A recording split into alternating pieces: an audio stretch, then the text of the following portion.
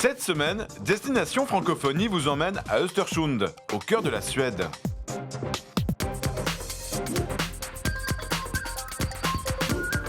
Bonjour, Östersund, c'est une Suède de carte postale. Son petit port de plaisance, ses petites maisons en bois entourées de clôtures blanches, ses ruelles pavées et tout cela entouré de forêts et de lacs dans un écrin de verdure. Oui, il n'y a pas de doute, nous sommes bien en Suède. Alors pourquoi je vous emmène aux portes du nord de la Suède pour vous parler de langue française? Eh bien parce que ici, à Östersund, comme dans d'autres villes du pays, l'Institut français a fait un pari. Celui de donner envie aux jeunes Suédois de se tourner vers la langue française en leur proposant des outils d'apprentissage d'aujourd'hui. Alors pour savoir si ce pari est en passe de réussir, je vous emmène dans le plus grand lycée français de la ville. Nous allons rencontrer Nathalie Hirschsprung. Elle est attachée de coopération pour le français à l'Institut français. Nathalie Hirschsprung travaille à l'Institut français pour promouvoir la langue française dans toute la Suède. Sa mission, donner envie aux élèves suédois d'apprendre le français. Pour ce faire, elle a sillonné le pays pour connaître les besoins des professeurs de français. Beaucoup d'entre eux lui ont dit qu'ils avaient besoin de nouveaux outils d'apprentissage pour motiver leurs élèves. Nathalie s'est alors lancée dans un pari, proposer des nouveaux manuels de français édités en France directement dans les écoles. Premier objectif, donner une image contemporaine de la France et de la francophonie. Ces manuels proposent aux élèves une vision actuelle de la culture et de la société française autour de sujets qui les intéressent directement.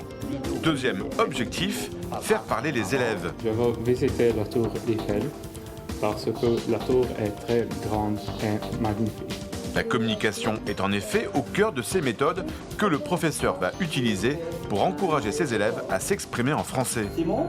Dans un contexte de forte concurrence avec l'allemand et l'espagnol, Nathalie espère convaincre les élèves et leurs parents de faire le choix du français. Et c'est en bonne voie, 26 établissements suédois ont déjà décidé d'acquérir ces nouveaux manuels de français. Bonjour Nathalie. Bonjour Yvan. Alors, ce projet de manuel sur toute la Suède, c'est vraiment un pari?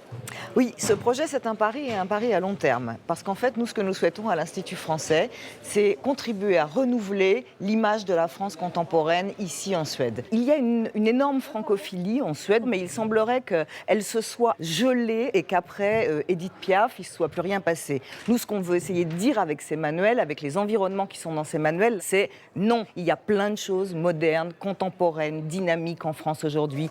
Alors Nathalie, dans ce lycée, il y a un enseignant qui utilise le manuel. Oui, c'est Stéphane. On va le voir? Eh ben, c'est parti. Bonjour Stéphane. Bonjour Nathalie. Bonjour Stéphane. Bonjour Yvan. Alors qu'est-ce que ce manuel vous apporte dans vos cours de français?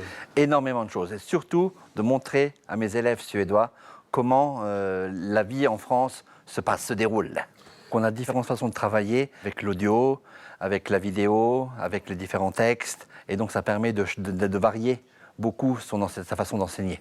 La Suède fait partie du monde anglophone, donc on entend beaucoup d'anglais tout le temps, et d'avoir le français permet de couvrir une autre partie du monde qui n'est pas forcément anglophone.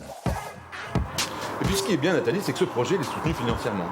Oui, absolument, par une banque française, le Crédit Agricole CIB à Stockholm. Eh bien direction Stockholm. Allez, on y va.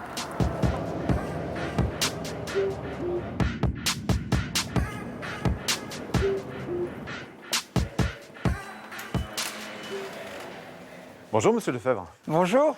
Alors pourquoi vous avez décidé de soutenir ce projet? La décision a été facile. Ce projet s'est presque imposé à nous. Il est tellement en cohérence avec les valeurs de l'entreprise que je représente, le Crédit Agricole, très implanté dans les territoires en France. Et c'est clairement, pour la Suède, un projet d'implantation dans le territoire au travers de la promotion de la langue française en Suède. Ce qui nous a plu dans ce projet, c'est que c'est un projet concret, avec des livres dans les classes de primaire, de secondaire, du supérieur. Ce qui nous a plu aussi dans ce projet, c'est un projet à long terme.